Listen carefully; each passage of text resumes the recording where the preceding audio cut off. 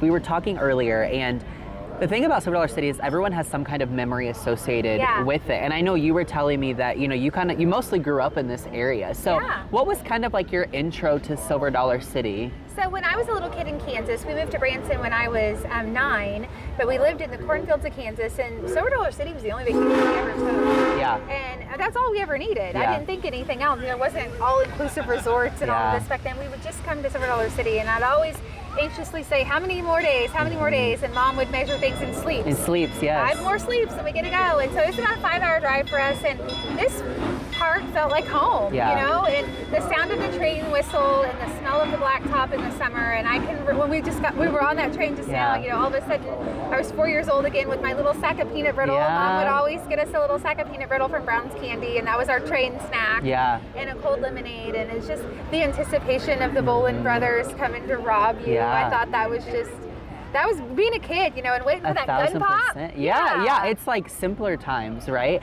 And also it's interesting to me how you mentioned the sleeps thing, because now you've done such a remarkable job in your role here at Silver Dollar City. And one of your big things leading up to the big events or opening is how many sleeps do we have left until the park opens. And so it's interesting how those little kind of unimportant things we think at the time that our parents say to us end up sticking with us and really follow us. It helped me realize, when you got to single sleeps, it was almost time to come to Silver Dollar City, and that was so exciting. But just walking around here, all of a sudden I am 4 years old again, and the train whistle. I remember one time I got separated from my mom because I got scared of the whistle, and it toot, and off I went.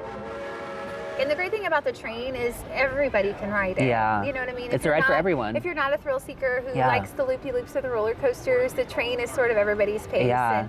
And Christmas time, it transforms into a sing-along Christmas train, and instead of getting robbed, you hear, you pull up to Grandpa and he tells you the story of Christmas. And so it really is just such a beautiful tradition. It's the oldest ride in the park.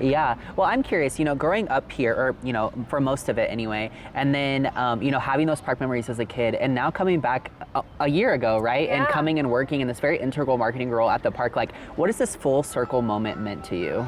It's just, it could almost make me cry. And I know that sounds really, really cheesy, but I remember Terry Wayne Sanders. He's one of our image characters. Incredible. He plays 5 characters. This is his 46th season, and I'm 45, so I don't know life here without him. And I remember as a little kid walking through the turnstile, getting off the tram, and he would say, "The Harris family from Kansas." And you can imagine how that makes you feel as a child. And so he's got this photographic memory, and he has this magical way of just connecting with all of our guests and just making them in that moment feel like the most important person in the world. And then to get to go see Aunt June at the candy factory. She's so lovely, that I got samples from when I was a little kid. And it's just, I always say the Silver Dollar City really is a feeling, not a place, because it is. It's like this summation of smells and feelings, and walking up that final hill, and how sad it was to walk out to the tram after a really fun day when you're finally leaving. So it's just really special, and I love just being here full circle for sure. Just watching families make those memories together.